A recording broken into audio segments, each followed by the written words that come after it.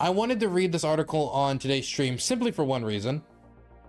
It's titled, Pride Month is a cynical exercise in state-enforced homosexuality.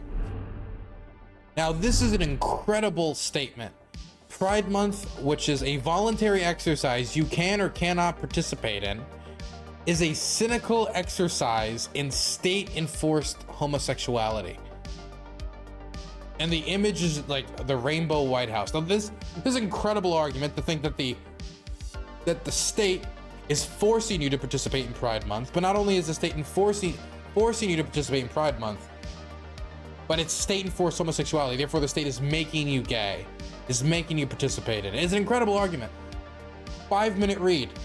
5 minutes. You can see it right here. So it's an argument. Not only is it an incredible argument, incredible statement, but they make the argument in 5 minutes. So we're gonna hear this quickie argument from Soul Monoglode. Can we check out his Twitter? What is Twitter like? What type of incredible posts are going on over there to Twitter? Twitter's not loading. We'll maybe look at that later. Let's read the article. Pride Month, formerly known as June, until, it was June, the beautiful month of June, known as June for generations and generations. And then the fucking homos, they come over, they take over a beautiful month with their boy kissing and rainbows, is right around the corner. And with that comes the annual rainbow lighting of the White House, heaping of praise upon people like the Nashville shooter. What? And the continued denigration of religious institutions by American corporation. What I mean, heaping of praise upon the Nashville shooter. Who is he talking about? Okay, this is the Federalist linking to another article by the Federalist. What is he get the fuck out of here. Get out of here. Number one, the government isn't heaping any praise on the Nashville shooter, and the vast majority of society is condemning and hating and hates the Nashville shooter and condemn them for horrific actions. Come on, get the fuck out of here. This would be like, the heaping of praise upon the Buffalo shooter. And as evidence, I'm like, well, look at these 4chan posts. It's like, get the fuck out of here. Come on. You need the hyperbolic headline. Let's continue. And then their evidence for the corporate stuff is the LA Dodgers having a rainbow symbol. In this instance, and countless others, the public and private sectors work hand in glove to advance both an ideological and political agenda.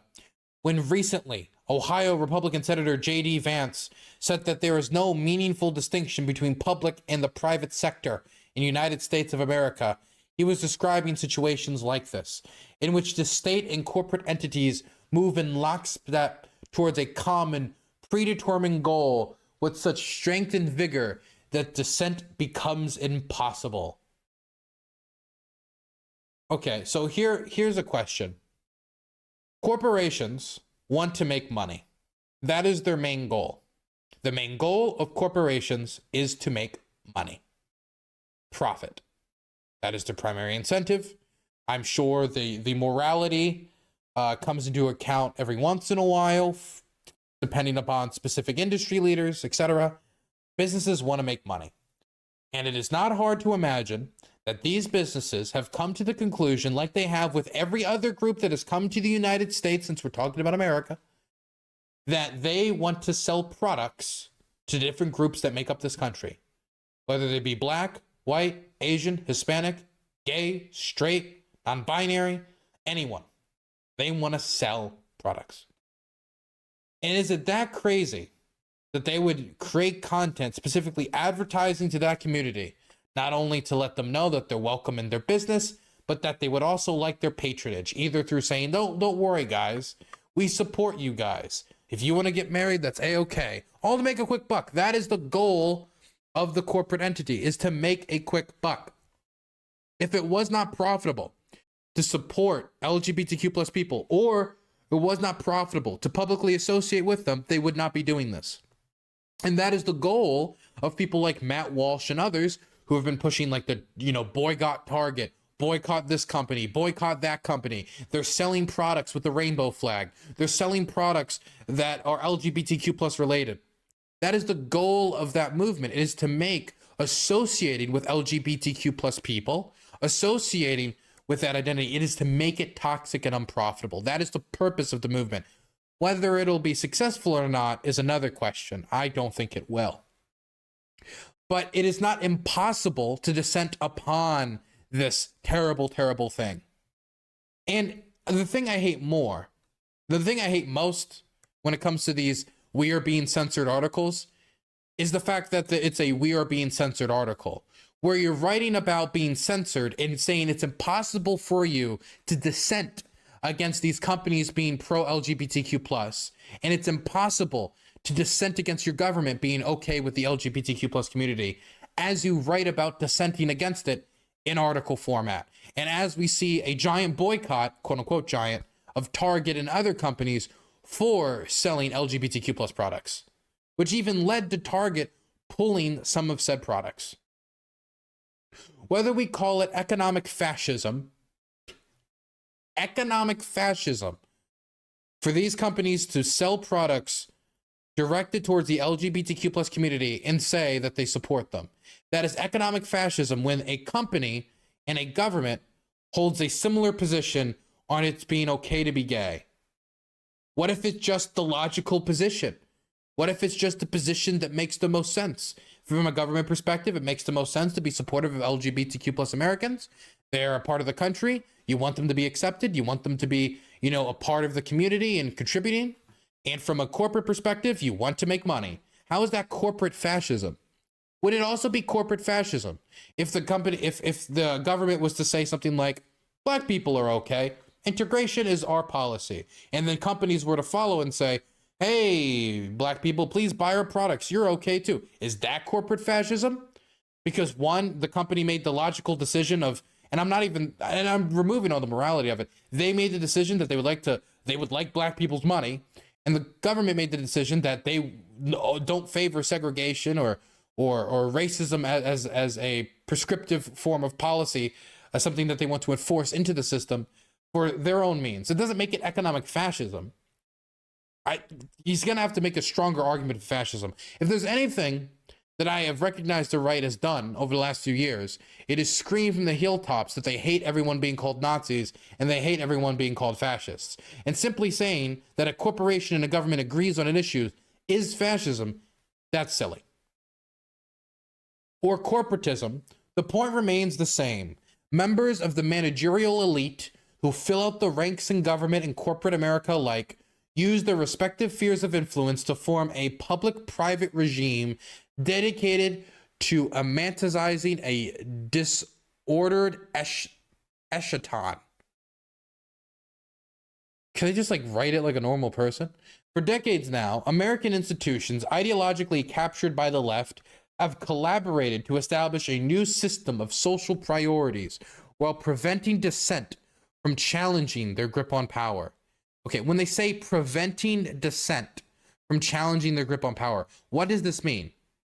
Does that mean that they made it illegal to disagree with them?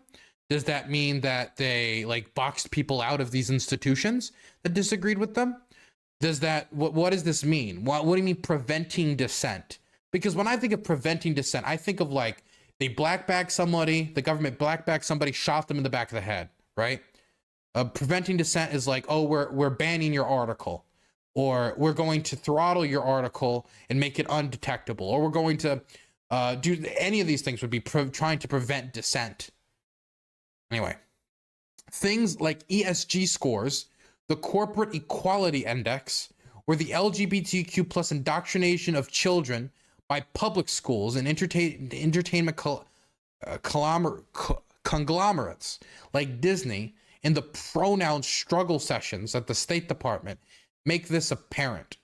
Wanting the same outcomes, these institutions invest their vast resources, time, and manpower to coerce the public's behavior. Your business will have the same commitments as a Fortune 500 firm.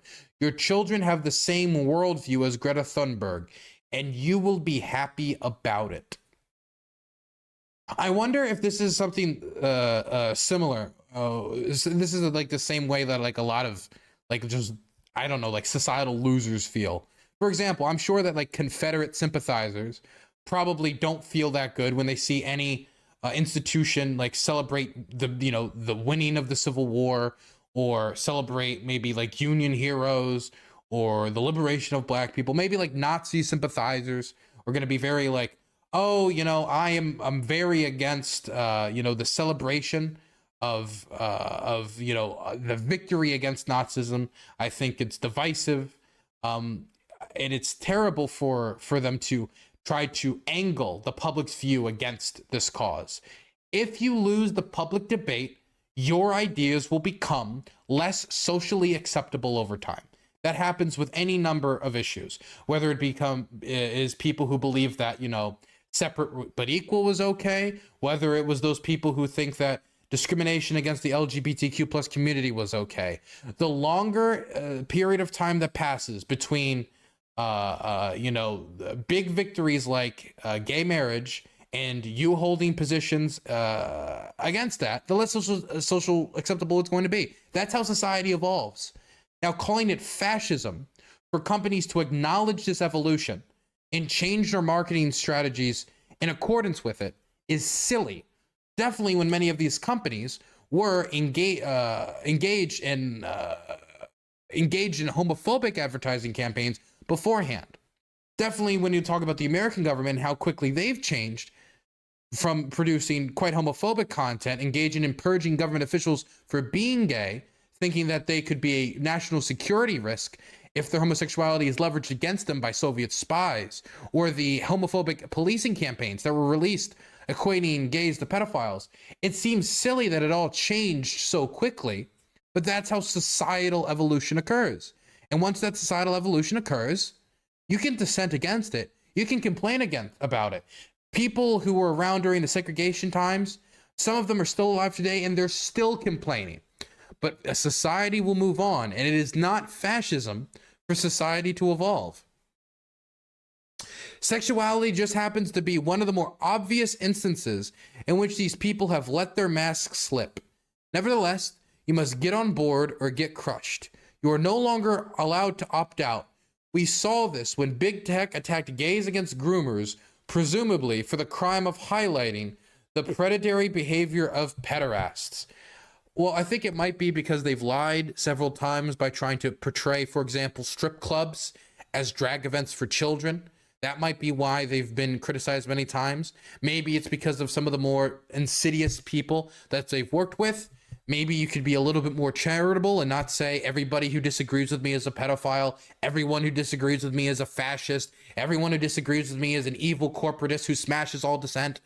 I hear all the time from people, hey, stop calling everybody on the right a Nazi. Hey, stop calling everybody on the right a fascist. But then it's like, if you disagree with me on this issue, you want to fuck kids. If you disagree with me on this issue, sucks for you, but you're a fascist. Get out of here. Also, if we're going to go through, I didn't go through each and every one of these things. I feel like if I was to go through every one of these links, it would take all day. But obviously, I probably disagree with the classification of some of these instances up here. Let's continue with the article, though. Objectors to the outcomes of the synthesis of power are met with censorship. Violence toward them is treated as nonchalant, and they have their careers and reputations ruined. Okay, let's see what his evidence is. They're met with censorship. So is it going to be like an instance of somebody having their thing removed off of Twitter, or what is it going to be? Is this another Federalist article? Does he just keep linking more? Yeah, it's just linking more Federalist articles. You can't just source your entire Federalist article with more Federalist articles. You need an outside source. Bombshell emails show the Biden administration colluded with big tech to censor COVID misinformation. Okay, number one, this is unrelated, completely unrelated to LGBTQ plus people and LGBTQ plus issues. So I don't think you can use this as an example here.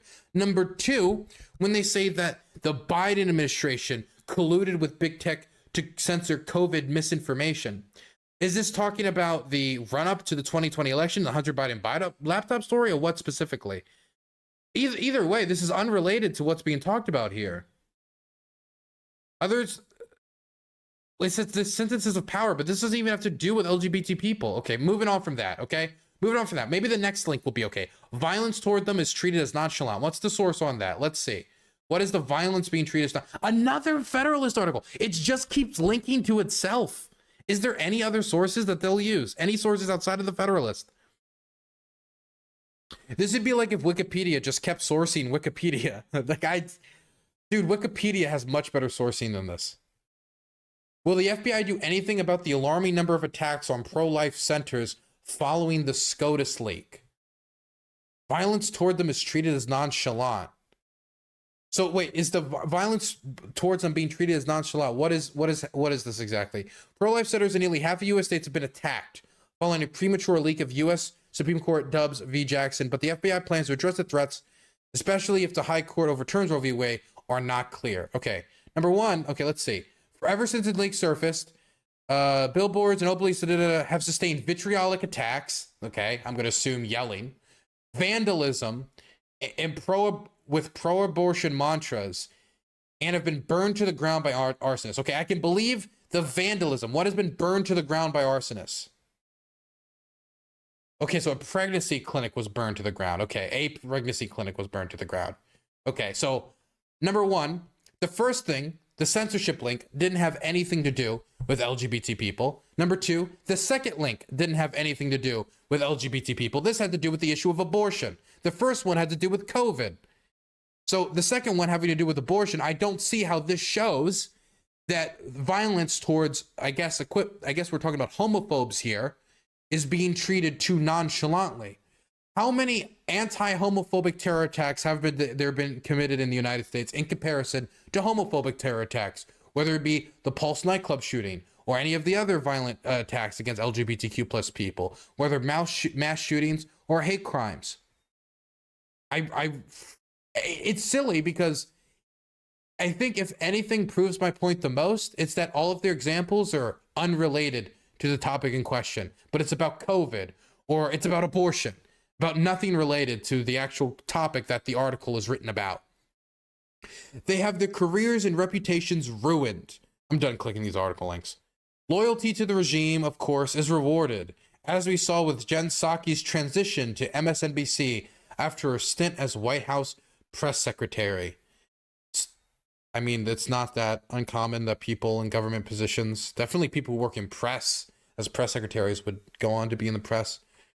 I mean, I guess that's some sort of like, I don't know what this what does this prove in relation to like dissent being crushed if you're homophobic?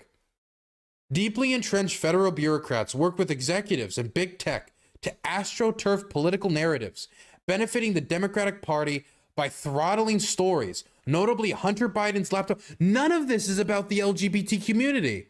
Okay, this was supposed to show that there's state-enforced homosexuality in the United States. That's what I was expecting. And all the sources are about COVID, abortion, Hunter Biden's laptop. None of this actually even has to do with the LGBT community at all. Not at all. I mean, maybe if the argument was, well, maybe they're not any state-enforced homosexuality right now, and maybe I'm allowed to dissent against it as I'm doing in this article for the time being, but this could be the backbone of a future infrastructure to make it so that anybody who is homophobic loses maybe that could be the argument. That wasn't the argument. The argument is that there's state-enforced homosexuality right now, and it's Pride Month. But this has nothing to do with Pride Month. This has nothing to do with state-enforced homosexuality. This is completely unrelated. Look at this. This is like a few paragraphs deeper. Roughly 10 years ago, comedian Sam Hyde, adorned in plastic centurion armor, lampooned the self-important nature of TED Talk-style lectures with an elaborate prank in which he delivered a speech titled 2070 Paradigm Shift. Throughout the bit, Hyde mocked the optimism of TED Talks by suggesting the audience should look forward to a tolerant era of state-enforced homosexuality. Hyde's remarks were tongue-in-cheek, but in today's climate, they were only truly acceptable choice is the endorsement of the public-private regime's messaging, its embrace of alternative lifestyles, and denigration of everything else they ring true. Okay, one day, and this is true, this is the only thing of this article that is true. One day, I don't know if we're there yet, but one day, if you say something like, I think those homo queers are disgusting, like vermin, and we need to not work with them. If you say something like that in the future, that will probably get you fired from your job. It'll probably be treated similarly to if you were dropping a bunch of racist comments. If you were to do that and then you were to not stop, that would probably lead to you losing your job. Now, is that a regime of state-enforced homosexuality? Or is that your business not wanting a raging homophobe to be wearing their business attire, being an advertisement for their business, and going out and associating their business with homophobia and bigotry in relation to a market that they want, which is the queer community? Is that state-enforced fascism, or is that just how capitalism works? None of this even has to do with the LGBT community. I don't even know what I'm supposed to be responding to. The US government is committed to flying LGBT pride flags at its embassies around the world, except in places like Saudi Arabia, where it can't afford to offend the local population's cultural sensitivities. The Vatican, on the other hand, is fair game. Should be, if you're going to fly it everywhere, you should fly it everywhere. I do agree with that. Similarly, with the coming of Pride Month comes the annual changing of corporate branding to rainbow iconography and a show of solidarity with this agenda. But these corporate entities are sure to omit this initiative from the Middle East marketing campaigns. The problem is, though, this guy wants the other thing. It's not, okay, then they should go in harder and we should fly a rainbow flag in Saudi Arabia. It's, no, we shouldn't do it at all. This is all state mandated, apparently. What's the point of all this? Clearly, it isn't to destigmatize homosexuality in the West. That has already been done. While by the way, the article writer is trying to reverse it, calling it an alternative lifestyle, angry that this new cultural standard has been established. It's the same reason why the Anti-Defamation League says grooming, the normalization of a cultivation of deviant behavior in impressionable people like 12-year-old drag queens who pantomime snorting ketamine, is a bigoted lie targeting the LGBTQ plus community. No, the problem is, and this is, okay, let's say that I came out and I said that that every Republican is racist. If you're a Republican, you just hate black people. Chat, don't be cheeky. It would not be hard for, if that became the line that was being used constantly against them, that eventually someone would say, you know, that has become more of an anti-Republican dog whistle, that it's only meant to isolate us and et cetera, et cetera. And that's with an ideology. That's something that you can voluntarily be a part of. Homosexuality and a lot of queer identity is not something that you can control. Whether it is affected by either, you know, just being born that way or societal factors. It's not something that you can control. And when somebody says something like grooming, that that the LGBTQ plus community is grooming children, what they mean a lot of times isn't they're grooming them so they can have sex with them, which is what grooming means. It means, well, they in certain children's media platforms are pumping out messages that are very accepting of the LGBT community, things like it's okay to be gay, and that could be pushing them in the direction of becoming homosexual. That's what they mean. Even though they have not put forward any evidence that pushes them in the direction of being homosexual and not just makes them accepting of being homosexual if they are, or accepting of other people for being queer. That's what they mean by grooming. And since the 1960s and 70s and 50s, way before the era we're living in now, the idea of, you know, all the gays are pedophiles, all the gays are coming for your children. This was a common stereotype made to demonize gay people. Now, I know there was like a lot of anti-Semitic stereotypes about bloodletting and, oh, you know, the Jews kill children, sacrifice children for their rituals. Now, if somebody was a serial killer, right, I do think who actually murdered children, yes, they should be arrested, they should be put away. But if that's being used in an anti-Semitic manner to be thrown at the Jewish community, then yes, you can say that that is an anti-Jewish dog whistle. Just like if somebody's actually grooming children to have sex with them, yes, they should be condemned, but that is often thrown at the LGBTQ plus community without much evidence, or to mean actually something else. And that's what people have a problem with. Yeah, it was called blood libel, thank you.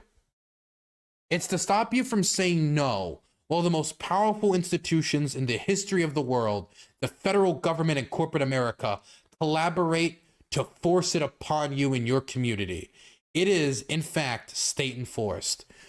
If this is the case, then we've had state enforced heterosexuality for how long? Because, oh, it's the cultural normal. And for any number of reasons, it can make you lose your job or lose your position in society. Yes. If this is state enforced, then we've had state enforced heterosexuality for forever. If all it requires is, oh, there are negative societal repercussions if you come out and be homophobic, and that's all it needs to be state enforced, then you don't know what state enforced to be. State enforced isn't, oh, if you say homophobic things, you know, maybe jobs won't hire you. And, you know, the corporations are probably not going to be saying the homophobic things you believe. And the government is also not homophobic. In fact, we like the gay community. That isn't state enforced. That means the government and these corporations disagree with you. State enforced would be if they grabbed you, put you on the knees and said, suck this fucking cock. That would be state enforced homosexuality. That, sadly, is not where we're at yet in this country. But if we try hard enough, maybe we'll get there. Anyway, where were we? Gay people existing publicly is enforcement to them. They just hate queer people. That's all it is. But the thing, it's just, they think that them having to bear people disagreeing with their outdated and bigoted ideas, and them having to bear the how public queer people are now, that they're participating in public society, it is state enforced because they have to live with it. State enforced would be they're gay, you're gay, and you have to be gay. That would be state enforced homosexuality. Or at the very least, you have to be supportive of gays. If you say anything homophobic, you will be arrested. That isn't even state enforced homosexuality. That is state enforced, like, anti-homophobia or something around those lines. What a stupid article I feel like they just wanted to have a catchy headline. State enforced homosexuality. Oh, what does that mean? And all their sources are just more links to their own website. What silly nonsense. What silly nonsense. So this is the guy who wrote it. Okay, well, he's already practicing his state enforced homosexuality. He's already got a dick in his mouth. Anyway, I think that's that.